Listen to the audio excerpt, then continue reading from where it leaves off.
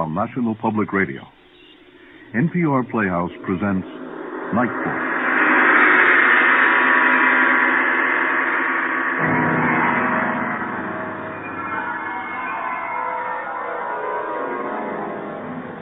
In the dream, you are falling, lost in the listening distance, as dark locks in.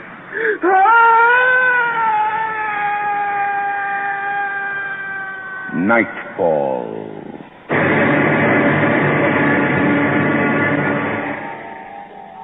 Good evening. Do you know where your children are? Do you know what they're thinking about when they're thinking about you? Do you know where your parents are? The play by Bill Gray of CBC Calgary is called Gerald. Gerald, he wants to talk to you. What? Who? That man over there, he wants to talk to you. What are you talking about? There's no one there. Not there. There. See, he's waving at you. Oh, yeah. Well, he's not waving at me, you know. He just wants to find... Hey, where are you going? He's coming over here. I don't want to talk to him. You talk to me. He's your friend. Don't like that guy. You talk to him. Come on, Ricky. Just a minute, will you, Ricky? Come on back now. Hi. I've got to get back, you know, for supper. So I'll see you. No, I can't do that. It's too awful. You shouldn't ask me, you know, because it's not... No! Hey! Oh, that hurts, don't! Please don't. Thank you. I'm sorry. I just forgot, that's all. I can do it. I'll do it for you. It wasn't really that hard.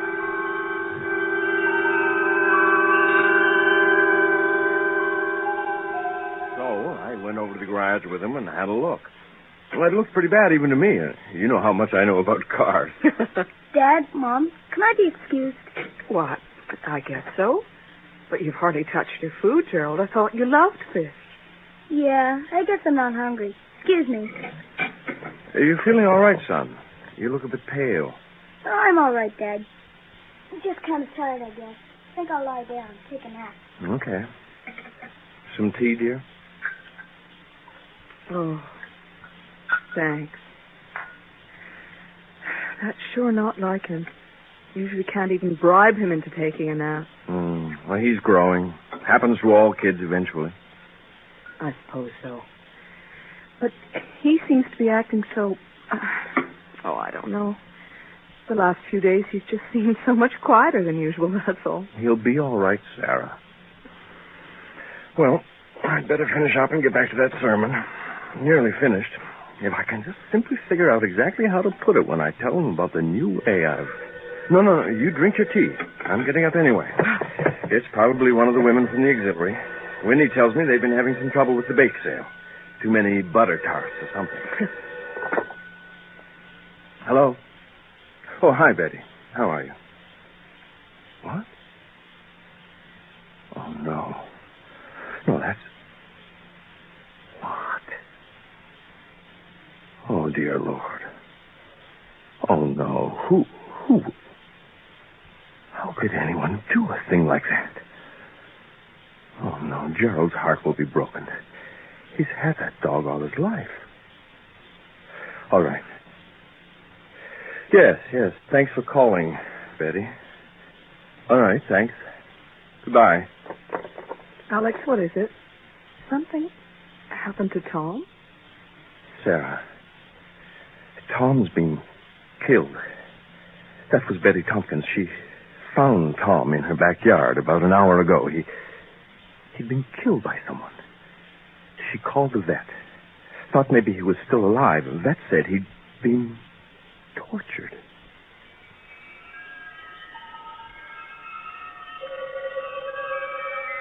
It just wasn't hard at all that time. But why did you want me to do it? And why did you... What? Oh, no, I didn't tell anyone. You told me not to, so I didn't, right? Hey, have you got a name? Really? I didn't think I could say that. What is it again? No, I couldn't say it. Could I call you something else? No, I couldn't call you that. That's too silly. Why don't I call you Tom, after my dog?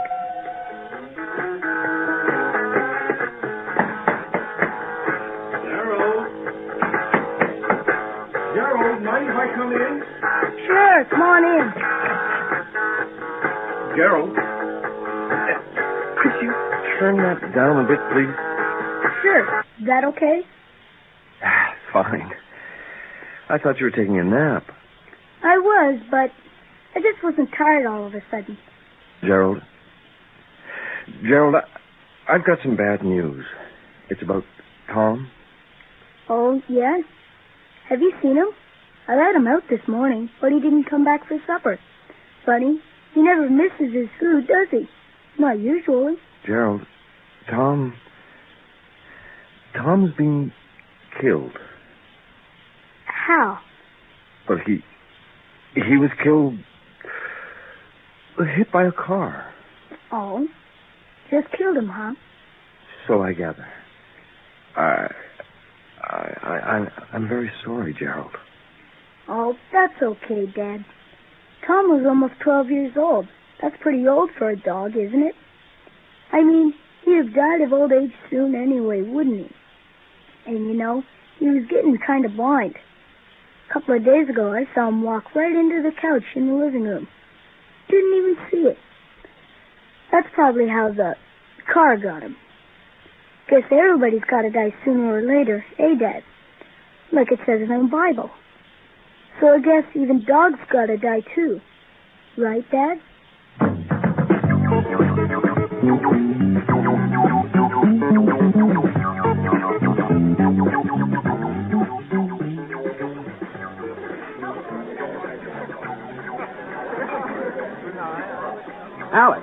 Alex, over here. Evening, Larry. Crowded night tonight. I'm surprised I found you. Always the same on Friday. Here, sit down. Thank you. Oh, here, I ordered you a draft. Oh, thanks, but only one, Larry. I must be a good example to my flock. Alex, I gotta talk to you. Problem?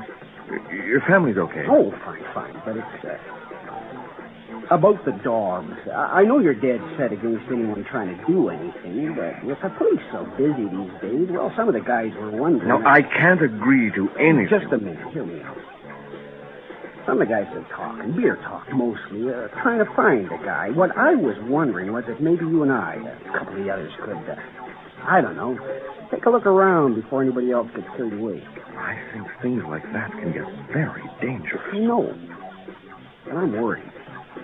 Will you at least think about it? Yes, I'll think about it. Hey, thanks, Alex. I know it's only some dogs, But it's hard to imagine how anybody could be so disturbed. Now, Larry, I can't figure out how a man's soul can become so twisted. You're sure it's some guy doing it? There seems to be no question about animals. So, it's a man. If you can call him that.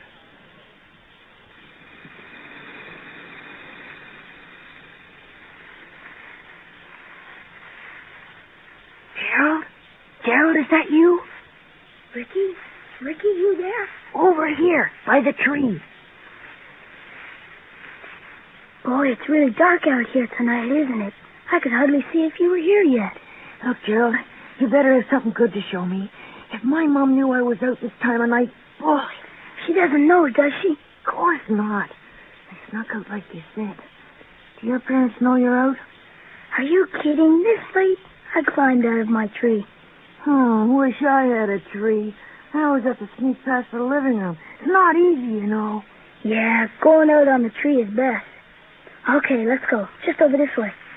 Hey, what's this all about, anyway? What are you going to show me? It's something I learned how to do. You remember that man who always talked to me after baseball? Yeah. Well, he showed me how to do something. Kind of strange, but it's pretty neat after a while. I didn't like that guy. Gave me the creeps. I don't think I want to know about him. It's okay, Ricky, really. Just over here. I'll show you what happens. I don't know. What if some wild animal comes out and tries to get us? Oh, that's dumb, Ricky. There aren't any wild animals here. We're too close to town. Yeah, well, this better be good, whatever it is. It is, I promise. Okay, now we stop here. And wait a second. Well, wait. Wait for what? I thought we were going to shoot. Wait, just a minute. Here he is. Hi, Tom. Gerald? Who are you talking to? Here he is. I brought him like you said. Gerald? What's that? Gerald, something's pulling at me. Ah! Okay, there. I've got it. Here. Hey, that one's really different than the others, Tom.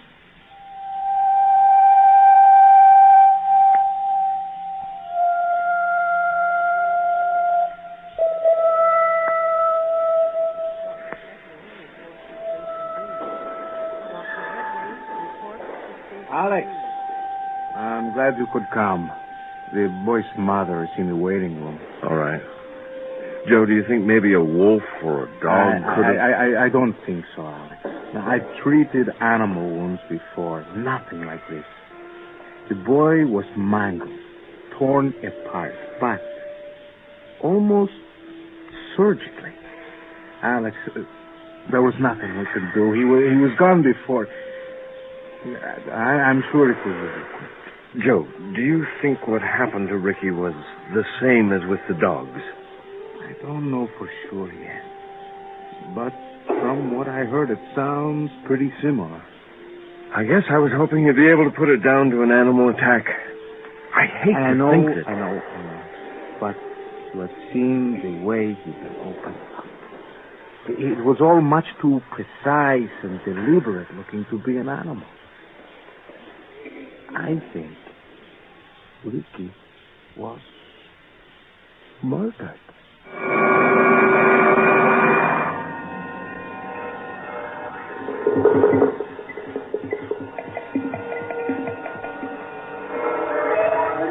Different, Tom. Not like the dogs at all. What? Oh, yeah. It was a lot neater. Better somehow. And more... or bigger or something. I liked it the best so far. Hey, Tom, I was wondering, what do you do with them after I give them to you? Save them. That's what my father says he does. But I guess it's different with you, eh? Oh, and Tom, how come Ricky screams like that? Didn't he hear you say it would be all right? How come he screamed? Oh, I see. So they have to scream. Gerald? Gerald, are you coming down? Yeah? Oh, Dad, just a minute. Couldn't have waited till morning, Alex. Sarah, we've got to find out who's responsible. But Gerald won't know. I know he won't, but we've got to quiz all the kids. Find out if they've seen anybody strange. It's going to be hard on him, Alex. He and Ricky have been best friends for years. It's hard on all of us, Sarah, but if we don't... Hi, Mom. Dad, is something wrong, Mom? Are you crying? Gerald, when was the last time you saw Ricky Evans? Ricky? This afternoon. I guess, right after school. We walked home together. Now, I want you to remember. Think really carefully. Did you see anyone strange? Anyone you didn't know in the neighborhood? No. Are you sure, Gerald? This is very important. I'm sure, Dad. There was nobody I saw except the other kids. What's the matter? What's going on? Something terrible has happened, son. What? Ricky. Your friend Ricky has passed away. Oh? When? Earlier tonight. Ricky was hurt very badly, and he died. What happened to hurt him? We don't... No one's sure. Some people think it might be the same... Dad, where do you figure Ricky will go now that he's dead? Well, I'm sure he'll go to heaven. Now, I know this is upsetting for you, but... That's okay, Dad. Hey, Mom, you shouldn't cry, you know. He just died, is all. He's just gone somewhere else. Everybody has to die. Right, Dad? Just like in the Bible. Right, Dad? Yes, that's right. Can I go to my room now? I've got a test tomorrow. Don't want to be tired for it. Well, Gerald, are you all right? Do you feel all right? Sure, Mom. See you in the morning. Good night. Alex, I'm worried about him. Sarah, he's in shock. It's not just that. What do you mean? Gerald has been acting not himself lately. He seems less active than he used to be since spent so much time alone in his room. That's pretty normal for a boy his age. I know that, but there's something different. Look at how Ricky's death hasn't fazed him at all. That's more than shock, and he's so humorless lately. Nothing seems to make him laugh or cry. Well, when this is all over, I'll have a talk with him. When what is all over? Well, Larry and I and a couple of others have decided to form a small group. See if we can't find out who killed Ricky. That's for the police. Perhaps, but they haven't turned up anything, so Alex, there is something seriously wrong with your son. That must come first. This manhunt is none of your business. It is my business. Every Sunday, I get up on that pulpit and tell people about the basic goodness of man, and then something like this happens. I've got to stop it. I've got to know why.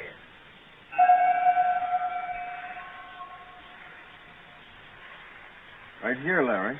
More or less. Over there in that clearing. Do you see it? I can just make it out. Well, that's where we found him. Looks like he's been dragged a ways and then propped up against that tree. Dear Lord.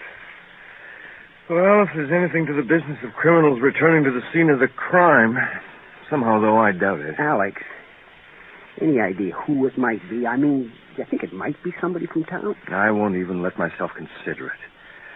But whoever it is a sick person. I don't know why or how people can... I can't find a way to explain it, Larry. Yeah, well, it sure doesn't make any sense, does it? But why does he let it happen? Why does a God of love take away an innocent and by the hand of someone so twisted? I can't find the logic sometimes, Larry. I don't understand sometimes. I just hope we find the bastard before he does anything else. Hey, what was that? What? I thought I heard a noise just past that big oak. Can't see, though, not enough moon. Look, just over there. Hey, there it is again. Right over that way. I'll go take a look. You stay here. If it's anything, I'll try and get him between us. Larry, just be careful. Right. Probably just a raccoon or something.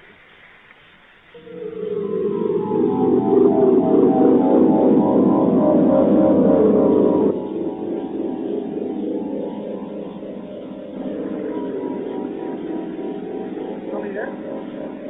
Hey, look, you better come out of there, okay? Look, I got a gun here. Now, why don't you just come out of there? Hi, Mr. Johnson. Are you going to shoot me?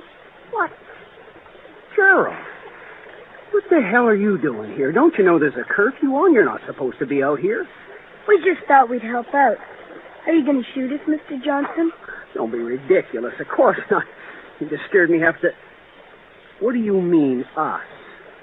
Hey, who else is out here with you? My friend, Tom. Yeah? And where's he hiding? Nowhere. He's right here. You just can't see him. All right, you tell your friend to come on out and we'll get you out of here. Your father's waiting for me, and I don't think he's going to be too happy about finding you here. Tom, come on out. Let's go, son. You don't understand, Mr. Johnson. You can't see Tom unless he wants you to. And I guess he doesn't want you to right now. But here, come on over and you can shake hands with him. Now, look here, Gerald. I think you'd better stop this nonsense and come over. What the hell? Tom doesn't like waiting very much. Oh, my God, my head. What's happened to... Okay, son. Here, I got it. There. There you are. Wow, that's even nicer than Ricky's.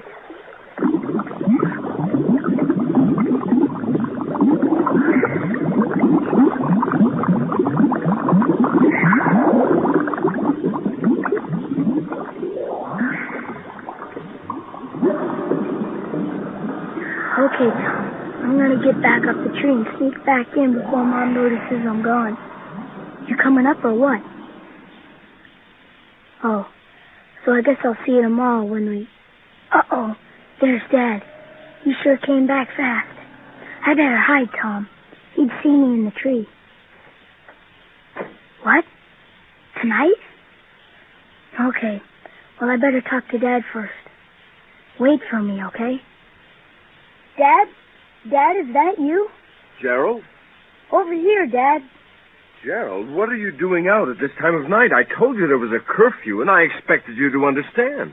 It's all right, Dad. I'm okay. No, it is not all right. There's some maniac loose in the neighborhood, and I don't want you outside in the middle of... Gerald, what are you doing out here? Nothing. Just fooling around, I guess. Gerald, what's been going on here? Hey, don't get mad. I'll tell you what happened. I guess you'd better. Well, something horrible has happened. This man... What? Has somebody hurt you? No, it's okay now. But you'd better come and look in the garage. What's in there? You just better come and look, Dad. It'll be easier. All right.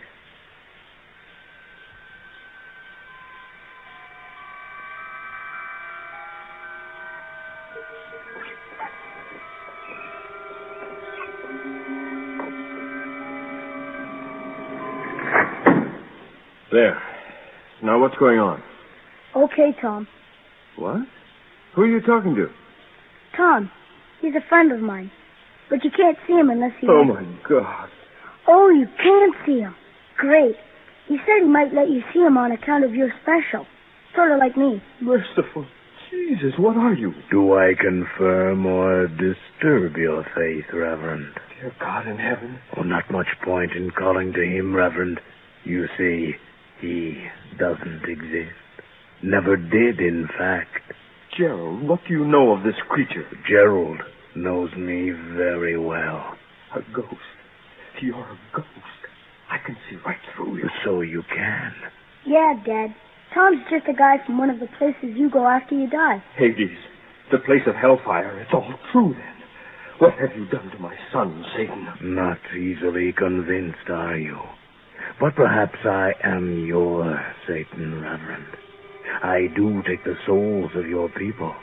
Not a soul, really, but something you would think of as a soul. He will come in many disguises. Your faith is right about one thing.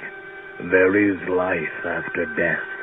Many other worlds exist on many different planes. After leaving this life, people go on to another, and then from there to another, and so on. A series of lives. But you... I come from one of these other worlds. A very different world from this one. And you come here and kill? Well, yes, but with reason. On my world, there are advantages to having certain kinds of powers. A long time ago, I discovered that a life energy, what you might call a soul, could be absorbed in such a way as to add to that power. So every now and then, when I am in need of a kind of strength, I visit your world. I'm afraid I may have been the cause of some of your religious superstitions. What have you done to my son? Nothing much. A little training, a lending of some power. You see, I'm not able to work completely alone. Satan, possessing my son. That's not really true. But I did need Gerald's help. As you can see, there is so little of me that I can actually bring to your world that I would have problems doing two things at once.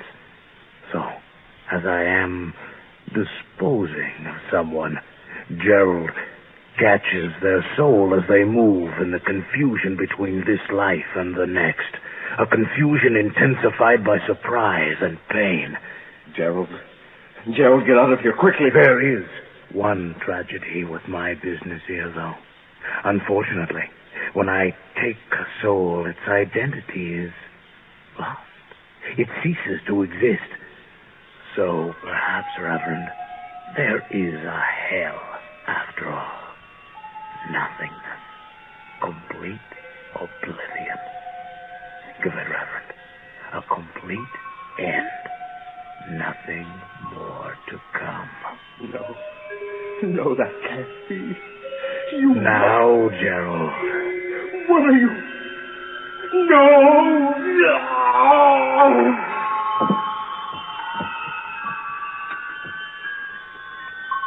Have you got it? Yeah, I've got it. Boy, this one's really big. His faith was strong, but he doubted. That's all we needed. Let me have it now. No, I'm keeping it for myself. What? You can't. It's my turn now, Tom. I know how to do it now. All of it. I'll keep them all, like this one. It makes me feel really strong. Really strong. Tom, you'd better go away now. You don't belong here. This is my world. I think I could hurt you if I wanted to.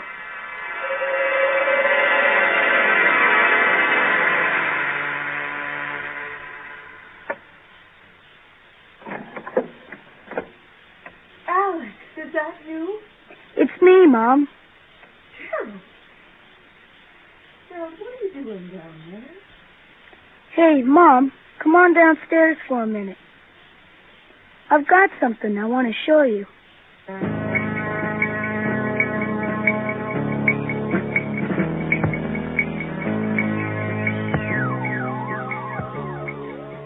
You have just heard Gerald by Bill Gray.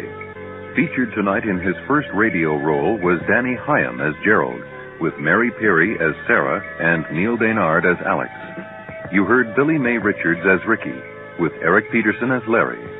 John Stocker played the Doctor, as well as the mysterious Tom. Our recording engineer is Brian Pape, with sound effects by Matt Wilcott, and our production assistant is Peggy Este. Tonight's program was produced and directed by the series' executive producer, Bill Howell. And now, here is a final word from your host. Hello again. Next week's Nightfall features a new play on a theme that is becoming uncomfortingly familiar to regular listeners. That of finding missing bodies. I wonder if they use these on Jim. What? These instruments. Well, you shouldn't play with them, honey. You might cut yourself. There is something wrong here. Honey? I don't know what it is, but I think they blew it. He wasn't special enough, you see. I think they're so worried about Mr. Big, they made a mistake, and they killed him. Oh, that's silly, honey. Dr. Druitt is not the kind of person... I want to see my husband. Well, honey, there's nothing I can do. Miss Novak, either I see my husband now before they clean up the evidence, or I'm going to stick this scalpel in your innocent little face. Special Services. A new play by Martin Kinch, directed by Paul Mills. Next week on Nightfall. Until then, careful of the edge.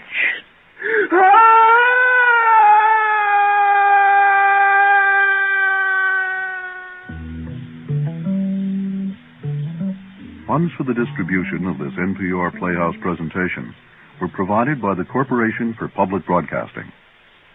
This is NPR, National Public Radio.